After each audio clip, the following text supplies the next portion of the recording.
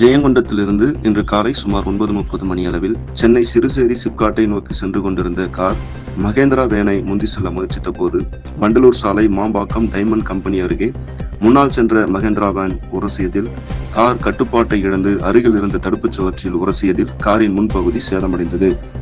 இதில் கார் ஓட்டுநர் சிதம்பரம் என்பவரும் உடன் வந்த மற்றொருவரும் அதிர்ஷ்டவசமாக உயிர் தப்பினர். இந்த விபத்தினால் அந்த பகுதியில் சுமார் அரை மணி நேரம் போக்குவரத்து நெரிசல் ஏற்பட்டது. சம்பவம் அறிந்து வந்த போக்குவரத்து காவலர் தேவராஜ் போக்குவரத்து நெரிசலை உடனடியாக சரி செய்து விபத்தான காரை அருகில் எமரால்ட் நிறுவன கிரேன் உதவியின் மூலமாக அப்புறப்படுத்தினர். இதனைத் தொடர்ந்து போக்குவரத்து காவலர் வழக்கு பதிவு செய்து ஓட்டுநர் சிதம்பரத்திடம் விசாரணை நடத்தி வருகின்றார்.